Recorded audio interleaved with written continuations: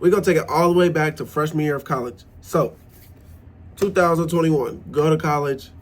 I'm trying to play football. I went to a D3 school, small school. And I played football there for 2 years. And I was dead broke. Like, didn't have no money, I was struggling. So, what do? I decided to take all my belongings and go to a new school all the way, like, I think it was an hour and a half away from home, where the other school is only 30 minutes. So, take all my stuff, go to that new school. And when I tell you, I thought I couldn't get any broker, that's so far from the truth. When I went to that new school, I was as broke as I've ever been. So, I had no movement, no motion, no nothing. I was working a job, paying me $13 an hour. Wasn't even getting. The thing about it is, I wanted to work. Wasn't getting the hours. Wasn't getting anything that I needed. Plus, I was also playing football at the time, so it was something I really couldn't even grasp. Like, I don't have no money. I'm not doing too well in football. I'm not doing too well in school. So it was just all those things. Like, dang, what am I even doing with my life? And this is like the mindset that I feel like a lot of people have. They're like, oh, I'm in college, but I'm not really doing too much. I'm not really getting too much done. What can I do to better myself? And most people go out and they get a job. They get a job and they get their little $130 paycheck. You might get lucky and hit 200 for, and we're talking about over 2 weeks. So, $400 a month, you could barely afford anything. As an adult, 9 times out of 10, you already have like those bills that you're paying, your phone bill, your car bill, your car note, insurance, all those things before you even get to the apartments and stuff. Like, and then you go to college, you're automatically in debt. So you're not paying that yet, but 5, 6, 7 years from now, you're gonna be paying that. So it's like, you know what's going on in life. You choose to ignore it because, oh, you're in college, you're doing this, nah, that's not how it's supposed to be. I'm happy that I got out sooner. I was a senior when I got out, so, I can't really say, oh, I got out super early, super soon. Nah, I thugged it out for 4 years.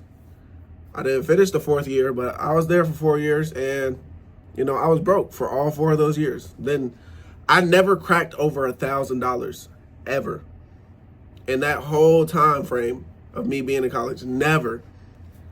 So we're going to go back to when it was my decision to actually drop out. Now, one of the hardest choices in life, by far, dropping out of college, because you're just like, well, for me personally, I'm in my senior year. I'm like, bruh, like, I could just thug this out, get my degree, and then everything's gonna be good after this. But then I'm starting to see a lot of people, they're not getting jobs with their degree. So I'm just like, do I want to stay and struggle to get a job and struggle for another year, mind you? So we're going to struggle for another year, and then after that year, we're going to struggle to get a job. Now, I know what you guys are saying. Well, can't you just go get a job right after college? Yeah, but why wait? You feel me? Like, why wait? I could go get a normal job, yes, right after college, but why wait? Why not just go get the normal job now and maybe stack up some bread so you can go back to college and maybe get a degree that might get you something, So that was my mindset on it. I'm just talking about like, being at home. Like, that's what it was, like the environment, like not being at school all the time and not surrounding myself by, I'm not gonna say the worst of the worst, but surrounding myself with positivity and people who motivate me. I had a few friends that I went to school with that were motivational, and they're grinders too, but they're also still in college as well. And they're not able to work. I like what I've been doing. I've been putting in 60 hours a week. 60 hours a week. And I know what you guys are gonna say. Oh, you're a slave, you're grinding too hard. I don't want to be broke the rest of my life. And the only way that I'm seeing progress is through, working my 9 to 5. And then after I get off my 9 to 5, going to a different job and trying to put in a few hours there before I eventually get off, go to sleep, wake up, go back to my 9 to 5. Like, it's just a process. And, it's helped me be able to save a lot, just because, like, I'm watching my bank account grow, and not the fastest way possible, because I know, like, content creators, like influencers, they grow their platform and they're not making money for like the first, year, and then boom, they're making tons of money. But I feel like I can, save better with my 9 to 5. And this is just the start. This is just a start. Like, this isn't everything that's leading up to. So you can save better. You're actually making an income per week. Like, you know what you're going to make next week. As other things come in, you might make $2,000 this week and then $400 next week, which is not that good, So that's my thing about a 9 to 5.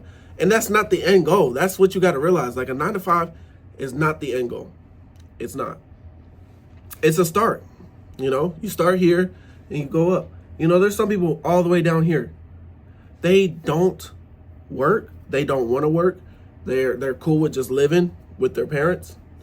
And, for the most part, living with your parents is cool. It is cool, especially in this economy. Like, you need it. You need to live with your parents. You need to, like, save money. And it's hard. It's hard. It's hard to save money. But if you're not buying alcohol, you're not buying the weed, you're not buying, stupid stuff, you're not overspending on going out to dinners and stuff, you're going to be good. You're going to be okay, because you're going to be able to save checks, save up a lot. And then eventually you'll have some money and you'll be like, dang, it didn't feel like it took that long. Like, it feels like I just dropped out, but it's been like almost 1.5 years since I dropped out. And to me, it's just like, dang, I actually have some money now, like, I'm not rich by no means. When I'm talking about money, I'm talking about $10,000. What? Whoop-de-doo. Who doesn't have $10,000? I know people who don't, but whoop-de-doo, $10,000, cool. But I'm just saying, like, it feels good though to look at your bank account and you're like, oh, there's 5 figures in here,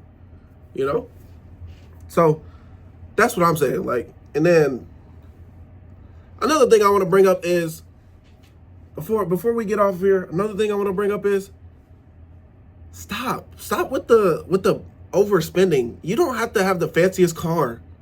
My car is cool. My car note $250 a month, easy. Like, that's $250 a month. Like, you probably make that in a shift if you work hard enough. $250, and then phone bill and car insurance. Those are the big 3, honestly. And if you want to cut out the car note and go get you a hoopty, go do that. But my thing is, I like to DoorDash. So on top of the 60 hours, I might put in like 5 or 6 hours on DoorDash a week. Because, like, what else is there to do? Like, you got to go make money. You're going to have to go make money regardless. So it's like, if you can't just go make money, you're not going to be good. You're not going to be good in life. Like, if you can't go make money and then save that money for a rainy day, and we're not talking about like, oh, you're saving it so you can go on that vacation and spend and blow all your money, or, oh, you're just saving it so you can get a new car, one of the top rated cars, so you can put a big down payment down. Nah, I'm talking about, like, save it for you have an opportunity to invest in somebody's breaking this down for you, somebody's actually giving you game, and you got enough money to actually impact your life about it, Somebody, like, that's all things come down to, is building connections. You build that connection and you get people to come and believe in you, but you're also believing in other people, you're going to be good in life. Like, you're going to be good in investing, and you're gonna start your Roth IRA, you're gonna start your high yields, and you're gonna stack your money. You're gonna make your money work for you. You're gonna invest good, you're gonna be good. So that's all I really gotta say. That's really my story about how I got out the dump after college. You know, college is tough. It's a tough realm to be in, because you know you're broke. Like, I haven't really met anybody that's rich in college, you know, and if they are, it's their mom, dad's money, you know. Like, you got it. And I'm not saying this to say, hey, drop out of college and go get a job. No, I'm not saying that.